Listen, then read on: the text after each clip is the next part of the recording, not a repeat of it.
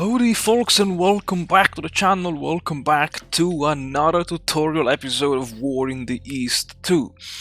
This tutorial won't be too long because the next tutorial, I know already, it will be like super long, so I don't want to, let's say, to mix things together, and I decided to talk about the manual redeployment and movement of AOGs and airgroup units in a separate small tutorial. This is one of the main actions that people's willing to play with the AI assist mode don't have to think about, and that the AI will take care of it. But for those of you who are willing to manually take care of your AOGs, well, this is the tutorial that fits for you. First, how do we bring AOGs or air group units from the reserve to the map? We do have two options. We can either right click on an airbase, and we see here two menus: bring AOG from reserve or bring air groups from reserve. Now, if you want to if we click on bring air groups from reserve, we have here the list of all the air group units that are currently in reserve. And when I talk about reserve, I mean in the reserve theater box. You click here on in the air section, and there you have all of the air group units currently waiting to, in the reserve theater. And the cool thing is that they are even divided between different categories: fighter bombers, night fighters, and so on and so forth. And when you click, I think it was Mogilev up, exactly, Mogilev, you can bring air group from the reserve, and there here you can see the superior AOG to which the incoming air group unit will be attached. And you need to keep into account these, basically the command points. The Luftflotte 6 still has plenty of command points available. This range, I have no idea of what it means. On the forum, one of the developers suggested that this could be the center of gravity of the AOG. I have no idea of what indicates, but yeah, never mind. If you click on the left, you can see here the list of AOGs to which you can attach your air group units. Of course, they have to match the restrictions of the superior AOG. Like in this case, this is the Aufklärungsost. This is a reconnaissance mission, and you see that now only the AOGs that support this type of mission can, let's say, accommodate the incoming air group unit.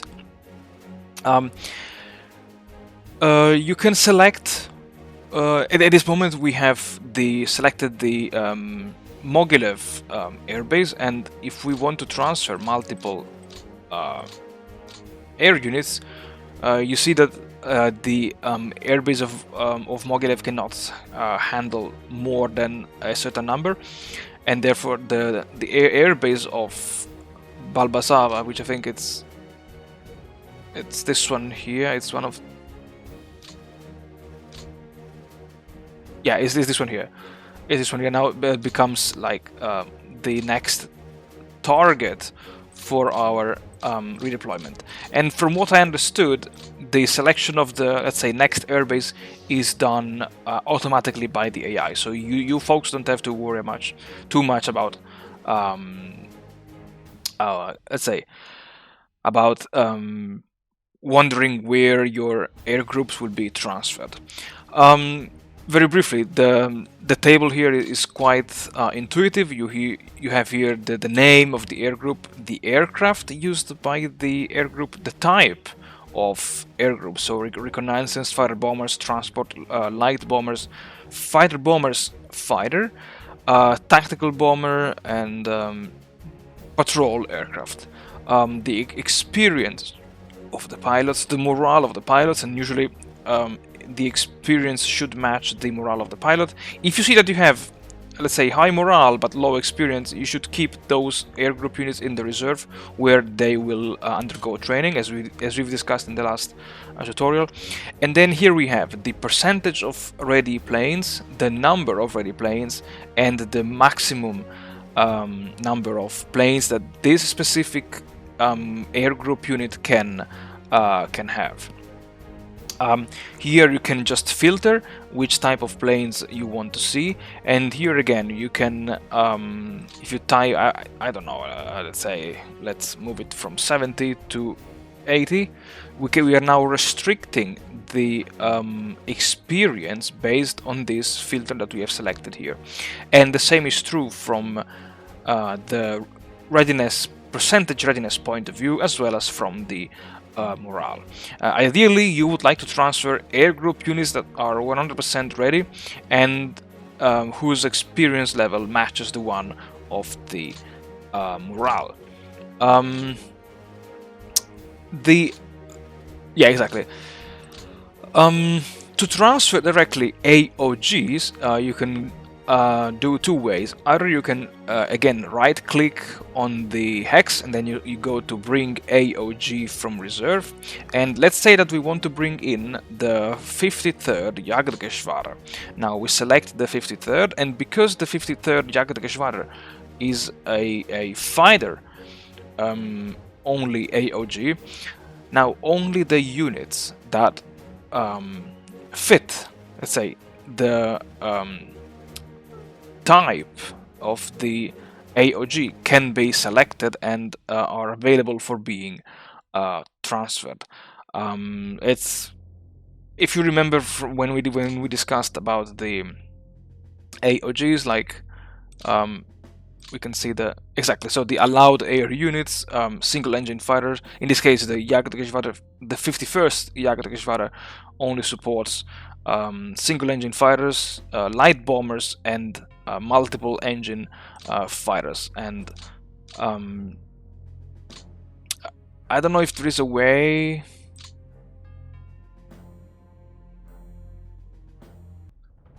And of course, when you are done with the selection of your air group units, you can click on transfer. It will ask you if you want to transfer the selected air groups from the reserve. And of course, now there is a problem that the air base does not have air support, because, as I mentioned in the last tutorial, empty air bases do not have any air support. So the Jagdgeschwader, the 53rd Jagdgeschwader, has now arrived with the air group units that we have selected, and now in the next logistics phase, supplies and personnel will start filling the empty air base.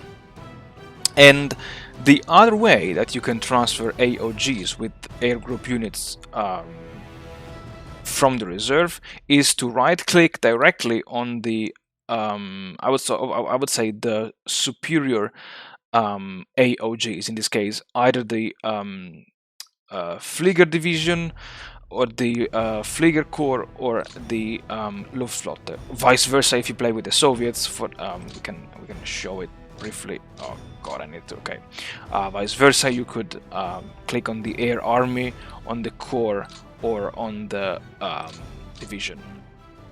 And just to give you a quick example, is exactly as it looks like before. It's just another way to move your AOGs from the reserve.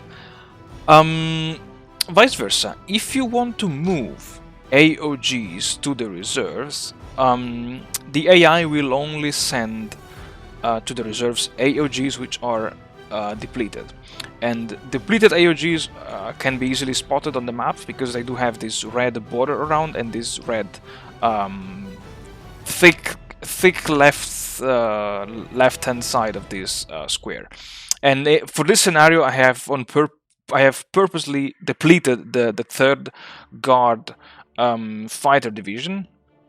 And when an AOG is depleted, you can choose between two options. You can either send the depleted air group units of this AOG to the reserve, and then the entire AOG will disappear, or you can rotate the depleted air group units, in this case the 32nd Regiment Fighter Regiment, the 63rd Fighter Regiment, and the 160th the 2 Guards Fighter Regiments and the 160th Fighter Regiments, that you see that they have almost no planes, with in this case the 34th Guards Fighter Regiment equipped with 18 P-39, and so on and so forth. And this is done all automatically, including the selection of the replacements in case you want to rotate the depleted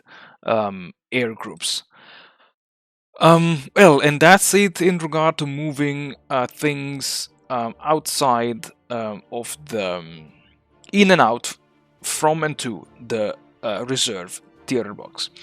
How do we move AOGs on the map? Well, it's super simple and it's super easy. You have actually 2 options. You can select, for instance, the Kampfgeschwader 51, and you see that it's spread between the air bases of Shalulai, Dubrovka, and Bryansk.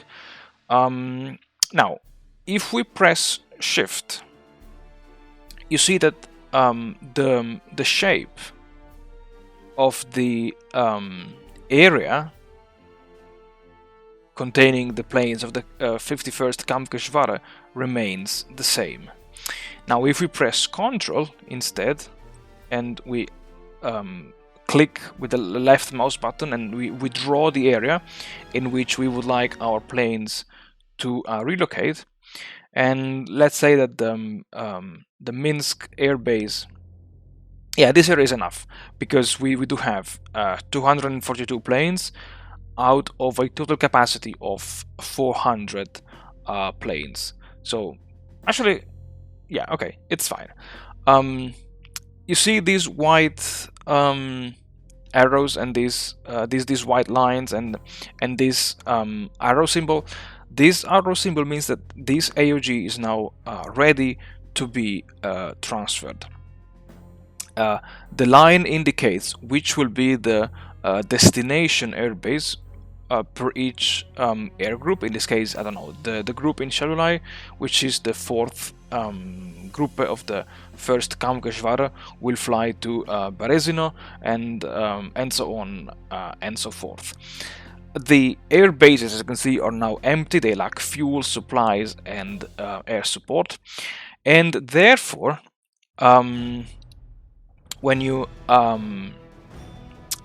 right click on the AOG, you can choose between 2 options. You can either execute the air transfer in the planned mode, or you can do it right now. What's the difference between these 2? The planned mode means that in the next logistics phase, supplies and personnel will start flowing in, and only when the AI thinks that there are enough supplies and personnel, then it will relocate your planes. Immediate means that